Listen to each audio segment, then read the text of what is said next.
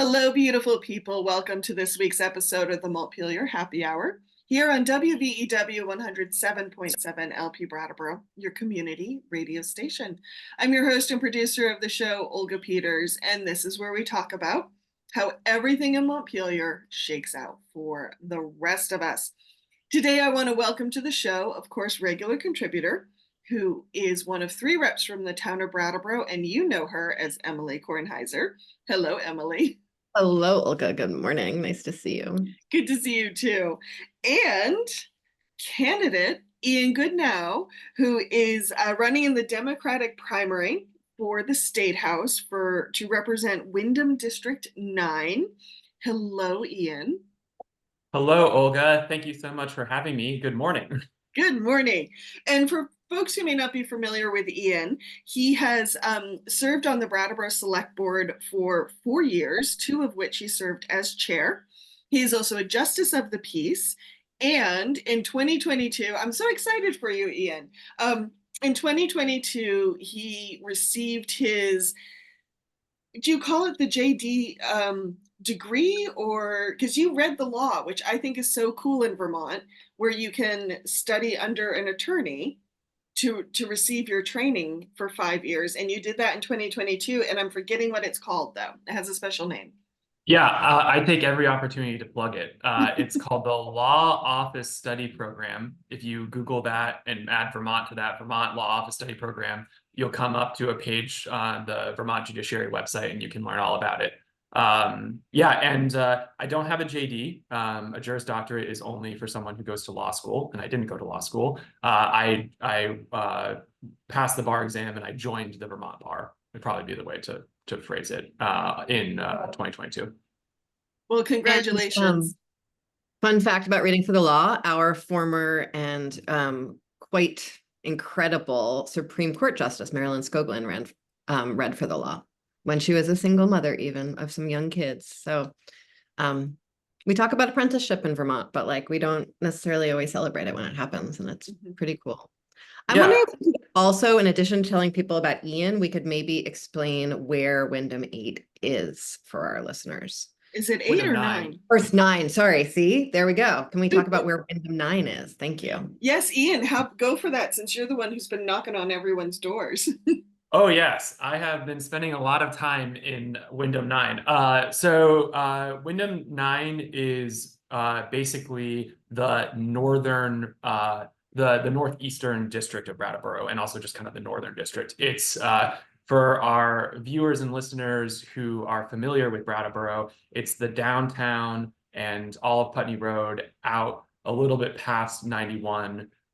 The southern border is actually my street that I'm sitting on right now, Frost Street, which is basically the whetstone that runs along the sort of the bottom of the hill of Brattleboro. And then, yeah, out to Black Mountain and the like West River is sort of the northern border. So it's the very northern border of Brattleboro down to the downtown, to the whetstone, and then out, basically bordering Emilie's district, which I think the road is East Orchard Street. Am I right on that, Emilie? It's the east side of Orchard Street and then the east side of East Orchard Street. Yes, thank you. So yeah, it's one of those ones that it divides down the middle of the road. Yeah, and it's a great district. My office, the law firm I work for, is Castello, Valenti, and Gentry. And our office is right across the street from the courthouse, which is kind of at the top of the roundabout in the center of town. So I walk to work every day, and I walk right through kind of the middle of the heart of District 9. And so I felt it's been really great walking in other parts of the district that I don't walk through all the time, because it's a big area, and there's a really diverse population of different Vermonters who are living their lives in District 9 that I haven't met before. So it's been pretty great. And what are some of the things you're hearing from people when you're knocking on their doors? Yeah, and a lot of what I'm doing is listening. Some people know me, some have heard about me, and some have never met me. So I'm introducing myself, or reacquainting myself with folks. But then I mostly am listening. And I think what I hear about the most is concern about affordability in Vermont, about the shrinking middle class, the ability to retire here and live on a fixed income. Some of these things are things that I heard as the chair of the select board for the last 2 years and on the board for the last 4. But hearing them from a perspective of potentially representing this district in Montpelier, I think is a whole different scope. You know, we're talking on the Brattleboro level of approximately $24 million budget, and the state budget is a lot bigger than that. So yeah, those are the big ones. There's also people confused about kind of what's going on with education. Also about trash pickup. And then a lot of people asking me questions about things that are happening on the select board right now, because I think one of the things that I was told when my term ended on the board in March of this year, and one of the things that every previous board member told me that I served with was people will still think that you're on the select board and you will still get questions about what's going on the board now. And so, answering questions where I can about what's currently happening on the select board. Emilie, do you have a question for Ian? No, I think I think one of the fun parts about all of this is sort of talking to Vermonters about how all the different levels of government work and like how they can make a difference. I remember last time I was knocking on folks' doors a couple of years ago, pretty much everyone wanted to talk to me about rescue. Mm-hmm. And I was like, that actually is something I know very little about because that's a select board issue. And so it's fun to talk about sort of like how our state government fits into the national landscape of all that's happening, and like what we can do here based on all of the horrors that are happening nationally, and then how what we do at the state level sort of enables things to happen locally. And it's a fun thing. Do you I've been thinking a lot this season about the gift that running for the first time gives you, to like be aspirational, to not know the answers to questions. I'm curious, like how much you feel obligated to like have a solution to every problem, and how you navigate that.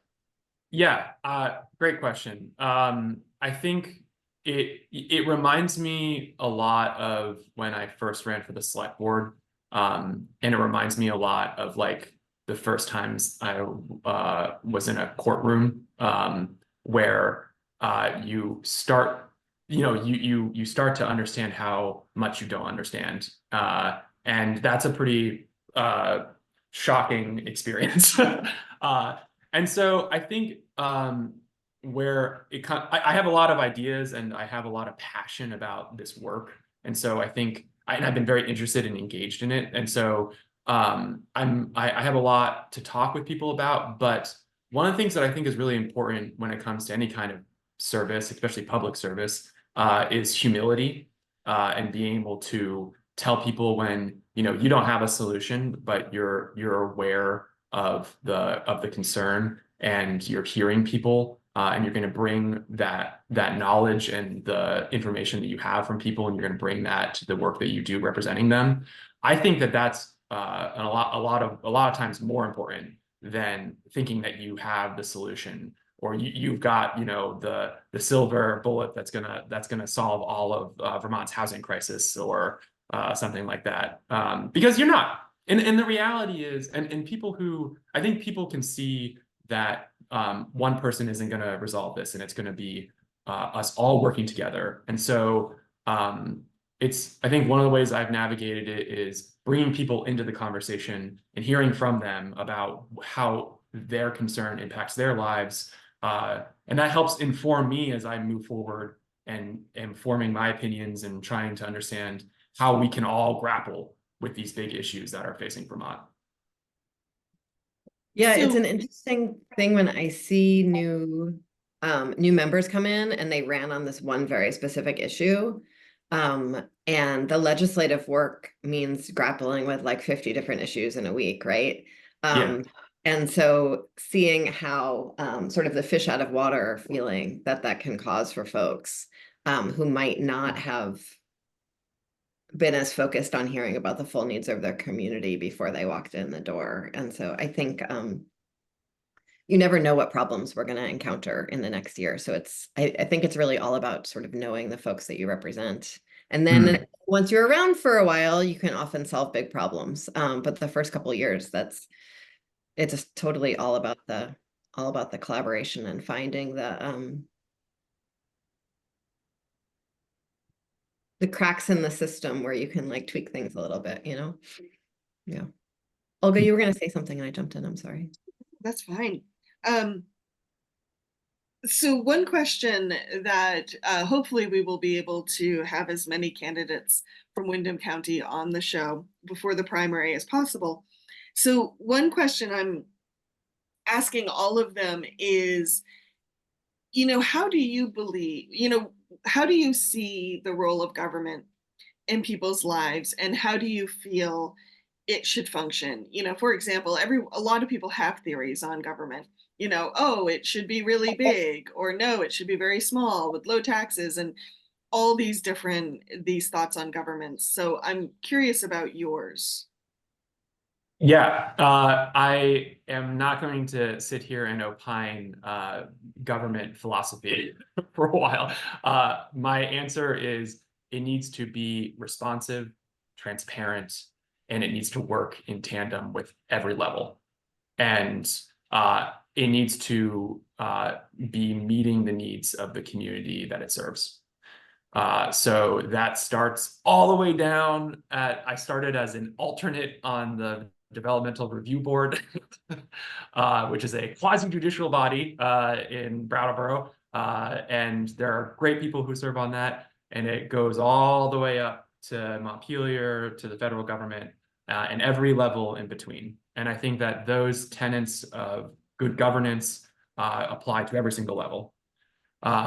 It's actually one of the things that I want to bring to my service if District 9 chooses me to represent them, is integrating at least two of those levels of governance, which is the municipal to the state level.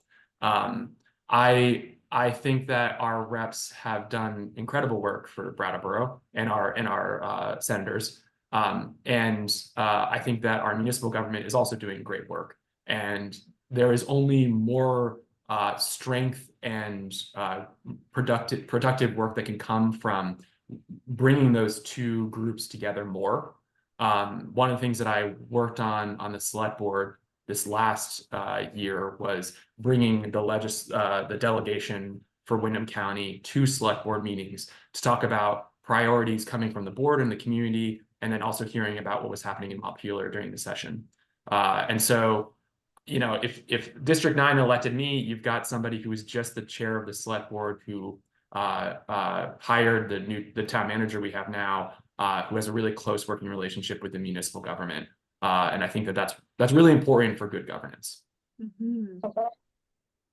I hear what you're saying, Ian, and I think I like what you're saying, but I'm curious from Emilie, just to hear, we are a Dillon rule state. So a lot of power tends to come from the top down as far as governmental structures go.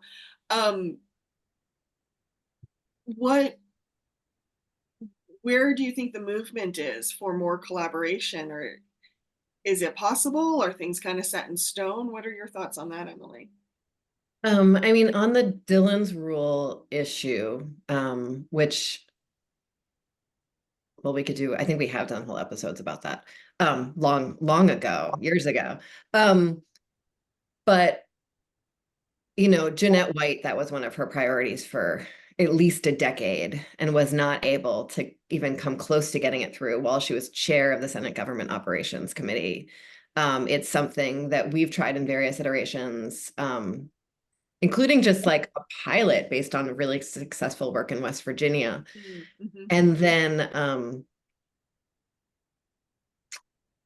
the Vermont League of Cities and Towns tried this very funny and unconstitutional workaround that also didn't work. And so I think sort of changing the basic tenets of like how government responsibility and legality sort of functions, I think is going to be a really heavy lift. But I think there are a lot of opportunities aside from that. I think one, the federal government since the 70s has really devolved responsibility to localities, but not devolved resources to localities. And then the state sort of does a similar thing with towns. And so I think that's a real place where we could put some real strength, is making sure that municipalities actually have the resources that they need for their devolved responsibilities. I think there's a lot to do about, I'm not going to call it government on the county level, but resources being offered on the county level. That is a real opportunity for municipal collaboration and transition. But then sort of like the hardest part is the integration and what integration as a legislator means. So I would love to do much deeper collaborative work with our federal delegation. And I talk to some of them very, very regularly. But without staff to sort of talk to staff, and our federal delegation gets to have staff, the sort of realities of the day-to-day decision-making of that is really hard. It would take probably like weekly meetings to stay as aligned as we probably should be. And I think it's really exciting how we've started having these twice a year meetings with the select board. Thanks to Ian's leadership when he was chair, and that's great.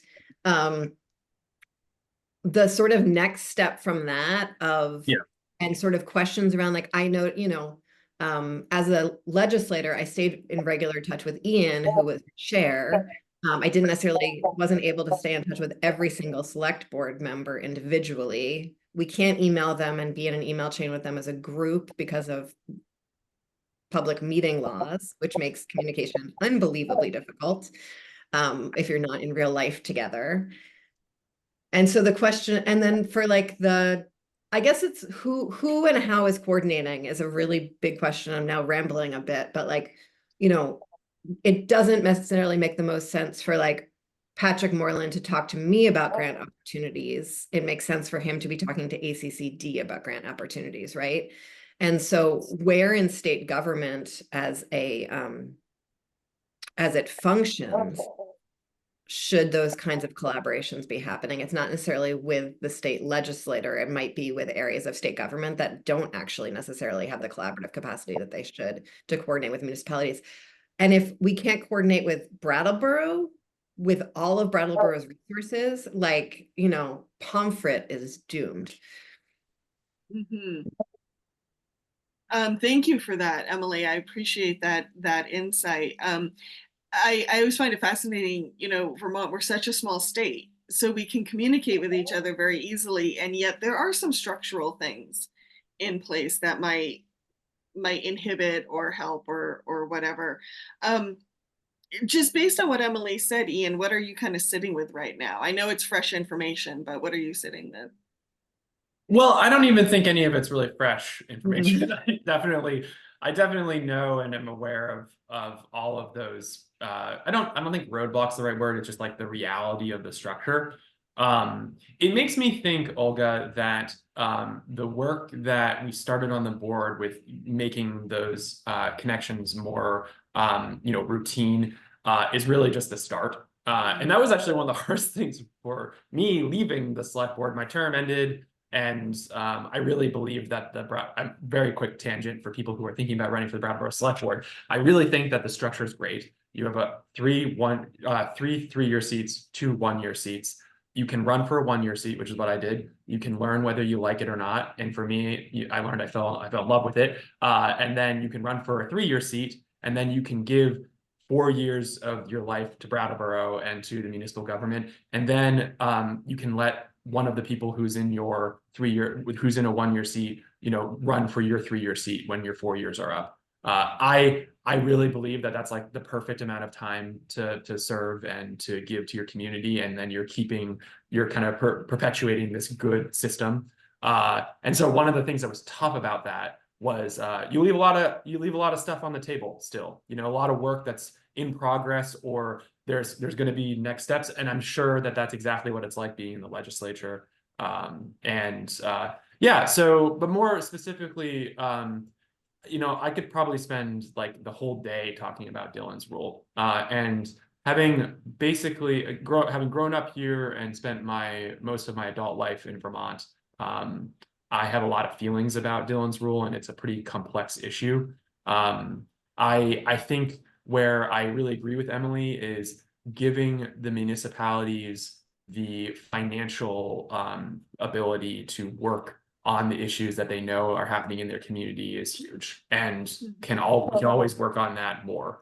And then I think as far as those connections and who Patrick Moreland's our assistant town manager, so who Patrick should talk to about a grant or something like that. I think keeping the dialogue open between the representatives and them to help them know who to talk to. And that comes, you know, and that comes with just keeping those communication lines open, and then also regularly meeting with that body, with the select board, or being at a select board meeting, so that you can also hear from the community. Because I don't think that the select board meetings are representative of like all of Brattleboro. They certainly are not. And there are a lot of people who don't go to them or watch them, but they're at least another place that people that we elect can hear from folks about their concerns and their interests in what's happening in government. Thank you. We have just about 5 minutes left. Oh, but wow. I'm gonna in this first half. So I just love talking, Olga. I just love talking. It's a good thing for a lawyer and a select board member and potential future rep. You know, one thing you talk about on your website, which Emilie and I have talked about on the show a lot, is affordability and making Vermont affordable for everyone. But one thing I think, Emilie, you'll agree we have found is not everyone defines affordability the same way. So for you, when you say, let's make Vermont affordable, what specifically would you want to target? What areas of someone's financial life? Yeah. So for me, and this is okay. So, and I realize we have 5 minutes. Appreciate you. We can come back after break. Appreciate that. Yeah.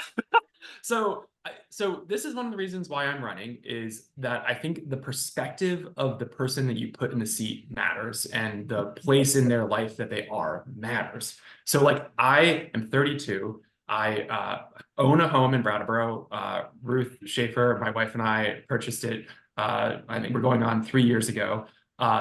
It's incredibly difficult at this time and where I am in my life to for someone to purchase a home. So a lot of people are renting, and a lot of my dear close friends in Vermont, family members, rent in Vermont. And so when it comes to affordability, to me, it's all about housing. So it's for people who own homes, who are young, trying to start families here. It's for people who are renters, either lifelong renters or people who are renting and trying to eventually own a home here.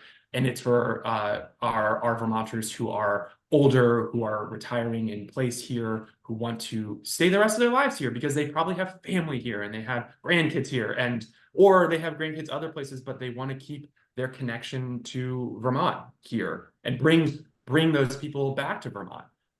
So what specifically, you know, I think that one of the things I've heard from a lot of people knocking on doors is that the tax rate increase this year was a ton. You know, it's I think for Emilie, you can correct me because I probably don't have the exact number. It's like probably going to be 15% for Brattleboro.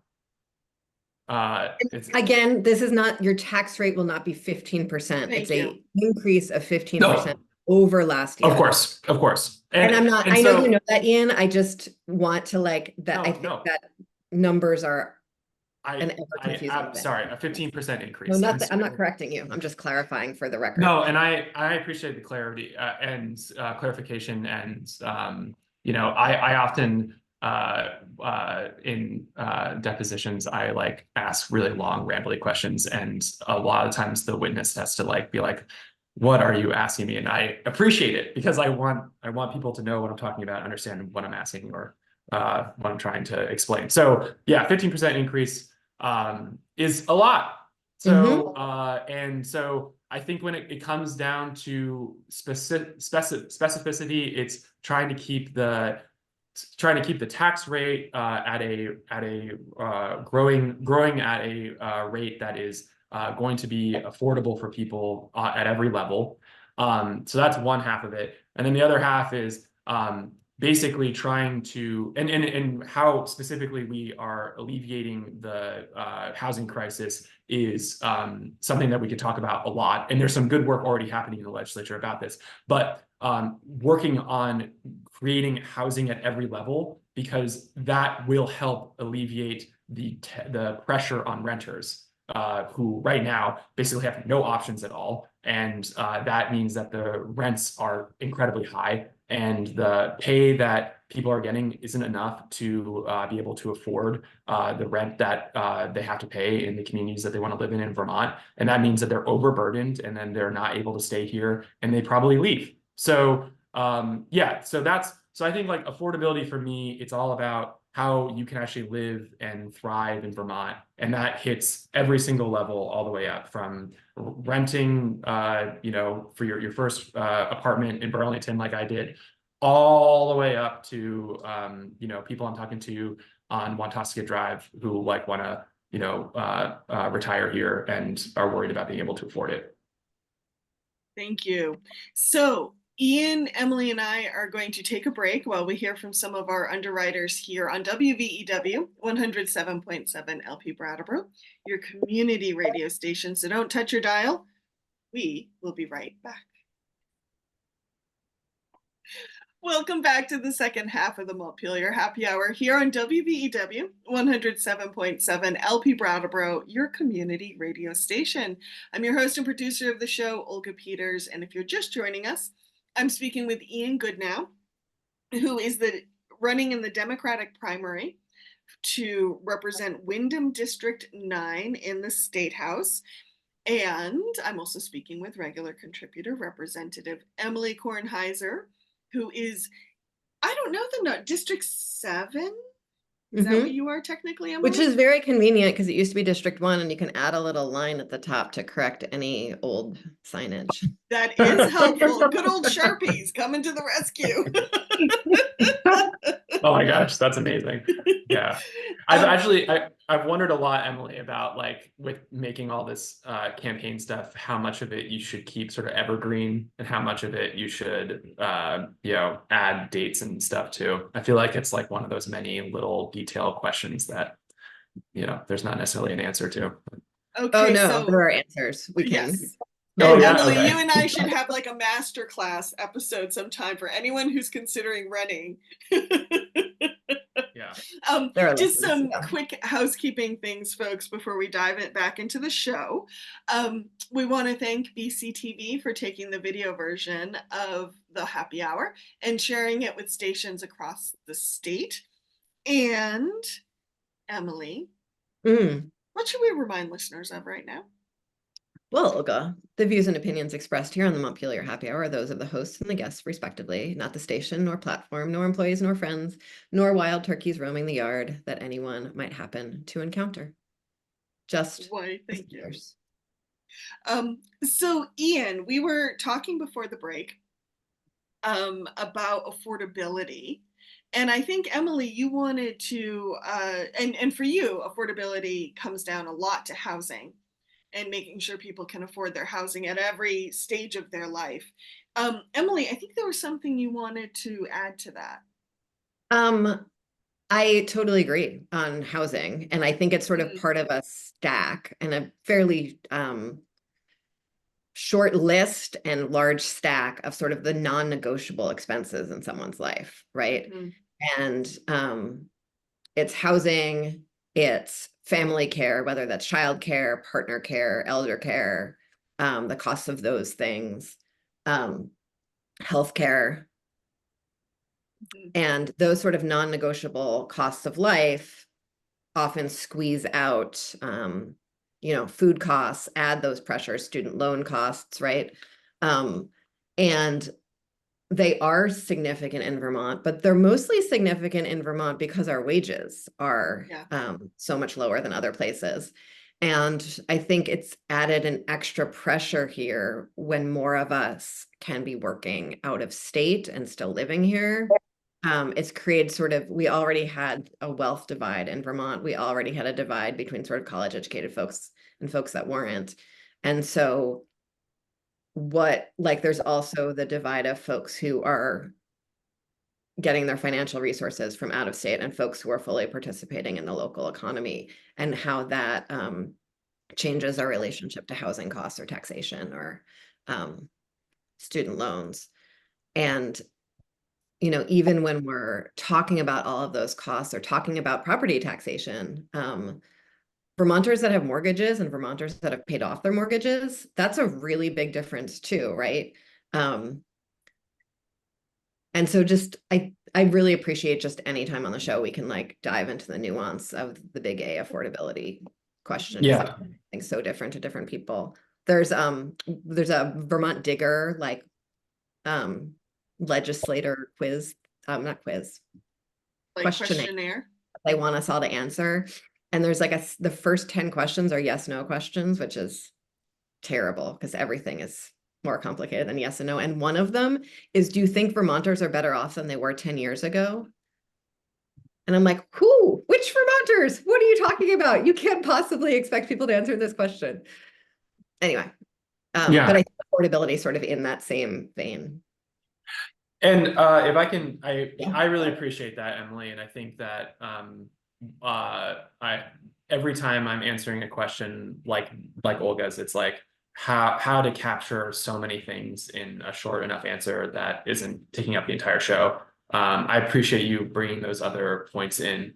And for me, I just boil it back down to what are we actually talking about when we're talking about affordability? It's making sure that the people who live here can continue to live here, that they have access to what I believe are human rights like housing, and also that we can keep people here and we can invite and welcome new people to live in Vermont, because we are facing an aging population and a state that we're going to need to keep the young Vermonters who are growing up here. And we're going to need to invite more people to come here. And I really believe that that's a part of Vermont's future, like it or not. So I think that that's a really important part of this when we're talking about affordability. Why are we even talking about it? And it's because I care about the people who live here, and I also care about people who want to live here. And that's usually the major barrier. So. And it's, the legislature is and has been and probably will be for quite a while really made up of mostly folks who don't struggle to pay their bills, because they can afford to serve. Take the small stipend and serve. Yes. Yeah. And so I think the more we can do to make sure that new folks coming in, that legislators who are already there, that have a sense of what it means to struggle to pay their bills, that makes a really big difference in how we shape those legislative conversations, because they're not abstract for us. They're like ourselves and our neighbors and our friends and our family. Yeah. And that I totally agree. And that's why I think it matters who you put in your representative seats based on their life experience and where they are in their lives. You need people, you need diverse experience, diverse backgrounds. It's going to make the best laws. That's what we need. And I really think that one of the things that needs to change as far as Montpelier goes is how we pay our reps and our senators. I'm not running for this seat for the money. And I think that, and that's fine, but I think that it is a major barrier to get more people to take the leap and run for a seat.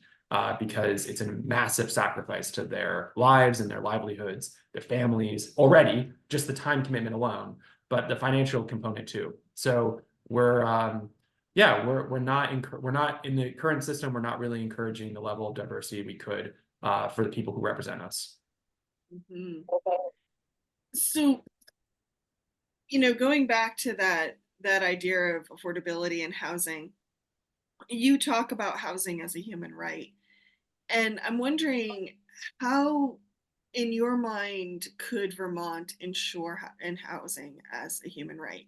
Do you see it as something, I mean, not only do we need to create more housing, I think everyone kind of agrees on that one, but, do you see it as something like we need new policies to make sure people can not only get into housing, but stay in housing?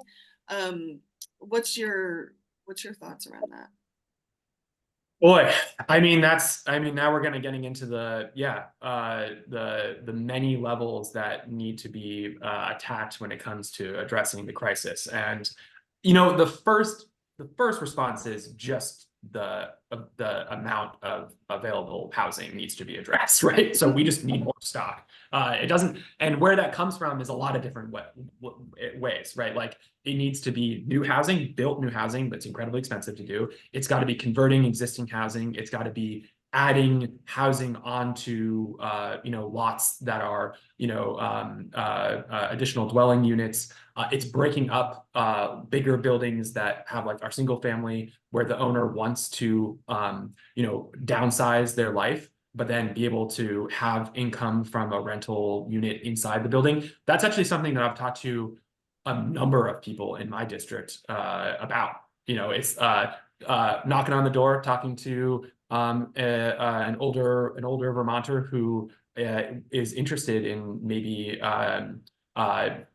turning their big Victorian into a multi-unit housing structure, but they can't afford to do that work, or if there are programs to access, they struggle to access the programs, or they're priced out of it because they make too much money, So those are like the kind of things that I'm hearing about as far as like actually building stock. And that I think is like step one. As far as policy goes, I believe that we need to protect tenants in our laws and our policies, and we do. I think we need to continue to. I think as far as other policy work goes, having housing available for people who are struggling with addiction and mental health issues needs to be something that is available. That would probably be a policy area that we would need to work on. I'm sure we could talk for the rest of the hour about the motel program and sort of what we've learned from that and the struggles that kind of type of housing can create, both for the state and also for the communities that housing is in. So that's kind of my initial answer, Olga, but there's a lot more to it. Clearly, yeah, and then also other policy. The state has started on Act 250, but there's more work to be done there too. Because in Act 250 is such a tricky one, because I think that a lot of Vermonters would say, yeah, we don't want billboards here. We don't want a lot of the things that Act 250 protects against. But then at the same time, it can impact innovation and additional housing construction in a way that's preventing us from really addressing the issue. So those are kind of my first thoughts on it. This is a bit of a random thought, but whenever we start talking about housing and systems, I always go back to a conversation I had with Kevin Geiger, who is up at Two Rivers Ottaquechee Regional Commission, and he focuses a lot on housing. And he really has the philosophy that if we want to make change, we need to make our systems as simple as walking up to an ice cream truck and saying, I want a chocolate ice cream cone. or I want a strawberry ice cream cone, and you know, like make it that simple. Um, and I always just kind of sit with that, like, what would it really take to make our creating new housing that simple? You know, for him, he would like to see kind of regional centers that are set up as housing specialists. And so that if someone had that Victorian home, per se, as example, they could call this number and say, I have a 3-story Victorian home. I want to turn it into apartments. How do I do that? The specialist would come down and say, well, you could do this, this, and this. This is options. This is what it would cost. And then work out a payment plan, or if there are other resources to bring those in. And then at the end, the person could even decide, no, I want you to manage the apartments. I don't want to manage them myself. And then they could work out that as well. So it's like support at every level, kind of this wraparound services. But I just, yeah, that's my random thought, is always like, how can we simplify our systems so people can really access them easily? You know, we are starting to do some steps towards that in terms of, you know, part of the reason that Brattleboro is going to be exempt from most Act 250 requirements is because we have this really robust planning department, right? And so moving towards this idea that there are model plans even for model housing that are just sort of immediately approvable, like the Housing is for huge. All program. Yeah. Toolkit. Yeah. Yeah. And that, like, that is a huge step. And sort of when the Housing Trust, the Housing Conservation Board, also has sort of a tried and true stack of like how you fund a project. What's missing from that, and there's a lot missing from that, is if someone wants to do something like huge and innovative, you know, like Chloe's taking on a Prouty, or that very small scale that you're talking about, someone has a project that they want to convert. And it's part of this like disconnect between sort of, we have this municipal level and these, you know, service providers like the Housing Trust or our town planning department.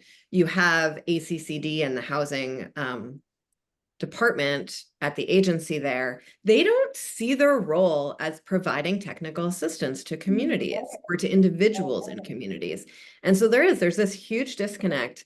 And maybe it is, you know, and then we have our county housing commission where it's just people volunteering their time basically. And so there's like that disconnect of what it actually means for people to access government in a meaningful way. And part of it is because we don't have the right level of government for people to access. I don't think it's necessarily fair for the town to have to provide all of that, because we want people in Putney to also build housing, or people in Guilford to build housing. And the state feels that its power is sort of too separate, and the Scott administration has really no interest in administering much of anything these days. And so there's really like that disconnect of what it would mean for someone to, and, you know, sometimes I get overwhelmed, like, do I want to, you know, a waffle cone or a wafer cone or a sugar cone? But, you know, is it a creamy? Is it hard scoop? There are a lot of choices, kid size, large, medium, small, you know, but that there are limited choices, that there is a way you can just sort of take a path instead of like having to go out and buy your own ice cream maker. I think there is a lot of potential for that. And the planning commissions, I think, are doing a great job sort of leading the call for what is needed. You know, Chris at our own planning commission will just say that, you know, if we're not going to fix all the wastewater, we should just stop even trying. Well, speaking of the Windham Commission, Regional Commission, they're just starting very, very baby steps on multi-town regional planning around housing, which I hope everyone's keeping an eye on, because I think it's going to be very exciting. And this is going to be the tension, right, of like, we don't have really a lot of like county level government structure in Vermont. Yeah, that's kind of like a lot of this regional work kind of would benefit from more of a county level structure, but without the actual systems in place, it kind of gets, you know, it's in pockets, you know, and it's not all consolidated, which I think speaks, Olga, to your point of like, yeah, how can we make these systems easier for people to access And kind of, you know, pivoting a little bit here, but like one of the things I do want to mention is a part of this conversation is like, I think a lot about where people actually interface with their government, right? Like that's something that I think I thought a lot about when I was on the select board. Something I think a lot about when I'm in court. I mostly do criminal defense work, so I'm over in the Brattleboro courthouse like all the time every week, and yeah, it one of the things that interests me about running for rep is being one of those places where I can be a place where people interface with their government. Maybe one of the only places that they really interface with their government other than paying like a water and sewer bill or like going to a select board meeting. But being that advocate and that channel for concern, interests, questions, and then helping people understand what's going on is something that I am really interested in. I'm very passionate about. I think I have talent in doing that work. And so it draws me to this work, and is why it's one of the reasons why I'm running. And I bring it up because I just think about it because yeah, making things accessible has to do with how people actually like plug into the government. And that can be really difficult and like difficult and scary, and there can be barriers that some we see and some we don't really think about. And so the work in breaking those barriers down and also putting people in place who are going to be effective as being the recipients of our citizens interacting with the government is what we need. So in your work as a lawyer, I did see also on your website you talked about criminal justice. Going back to that issue of how people access government and interact with government, I'm sure you're seeing some really difficult stories at times. What are some of are you seeing the same barriers come up over and over again that are impacting people's lives? Are you seeing themes like, what's it teaching you? Yeah.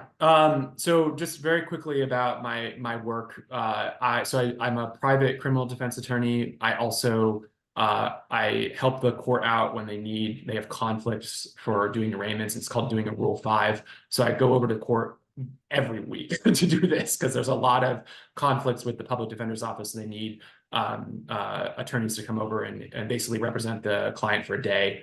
I also am one of the attorneys in my firm who work on what's called a serious felony contract. So we have a contract with the state of Vermont for cases where the defendant is charged with a crime that could result in a life imprisonment.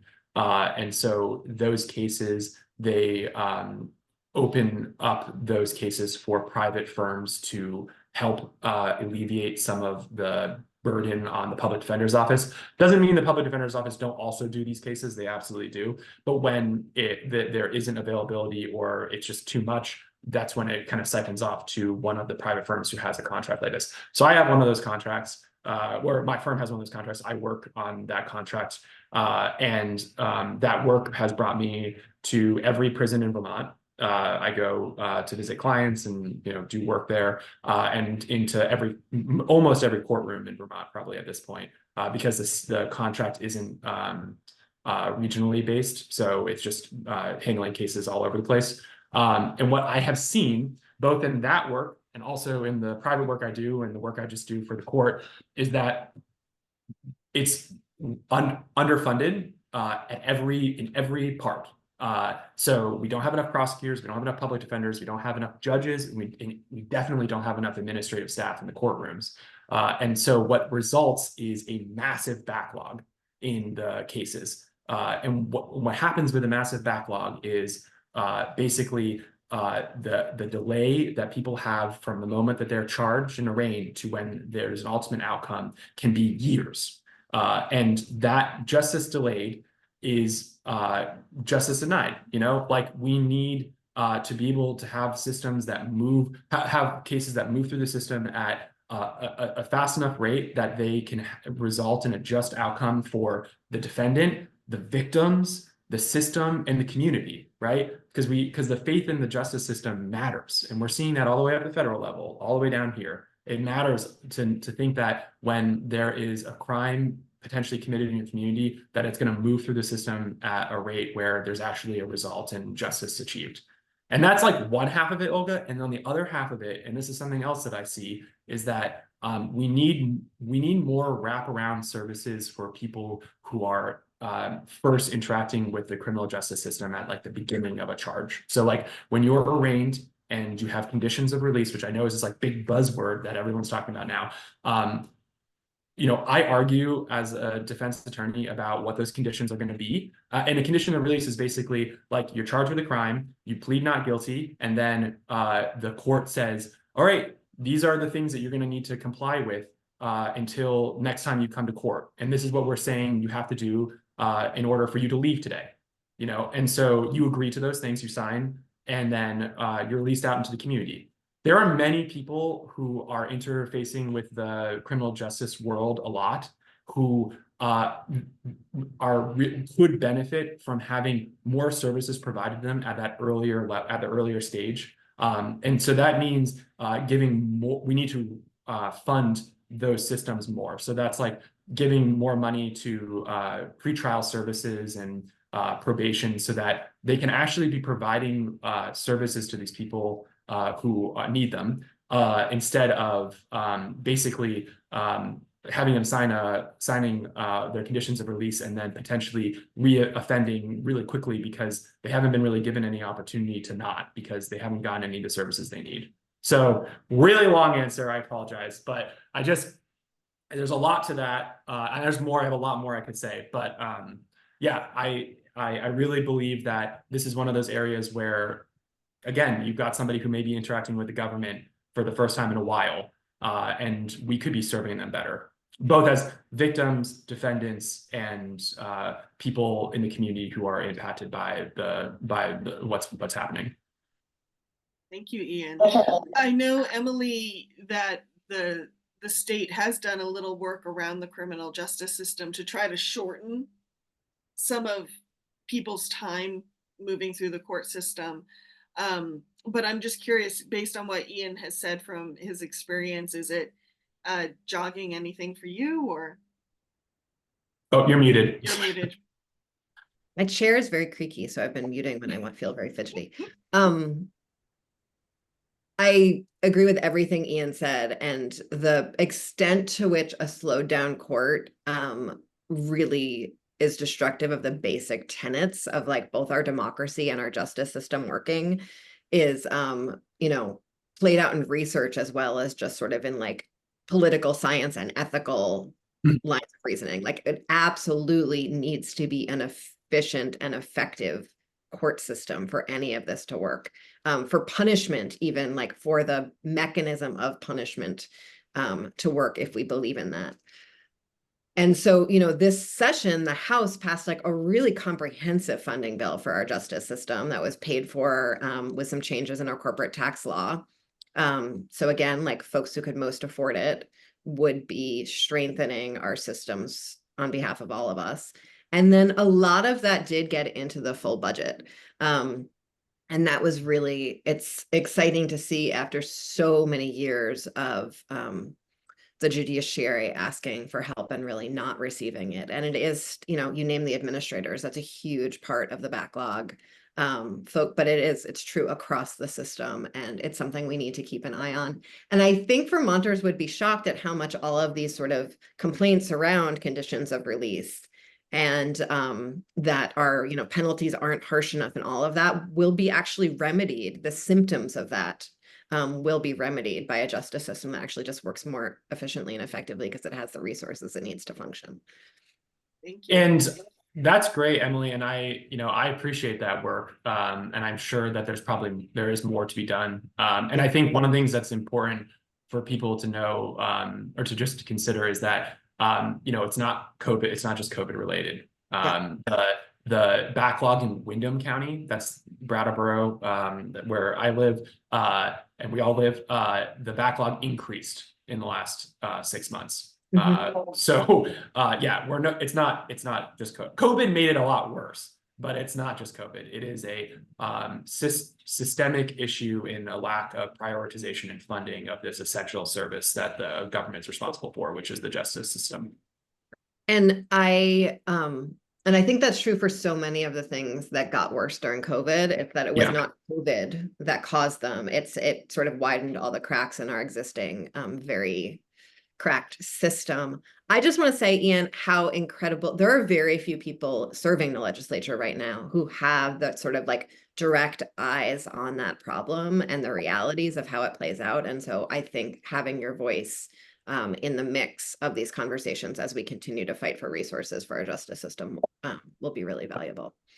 I appreciate that, Emily. Thank you. Well, and on that note, we're just out of time. So I want to check in quickly, Ian. Two things. One, what do you want to leave listeners with? And two, how can they reach out to you if they have questions? Yes, great questions. Okay, what I want to leave listeners with is I am a political optimist. I believe in the future of Vermont, and I believe in the future of Brattleboro. I really believe that we are on an upward trajectory. I think about that digger question that Emily referenced earlier. I believe that in the next 10 years, Vermonters are going to be better off and are going to be able to live and thrive in this amazing state. I love Vermont so much, and I love living here, and I want to put all of my energy and work into making it a successful place to live, have families, and thrive. So, and I think that's important to just mention, because it can be this work and the things that we talk about can be pretty negative. And so, but I believe that I couldn't do this work if I didn't really believe that in my heart and soul. So I just want to, that's how I want to end on the note I want to end on. And then as far as reaching me, yeah, so you can go to my website, which is Ian, I-A-N, Goodnow, GOODNOW.com. You can also email me at iangoodnowvt@gmail.com. You can also give me a call at 802-416-9880. And there's more information on my website if you want to learn a little bit more about me. I'd be happy to have a chat, sit down for a cup of coffee, and learn about you.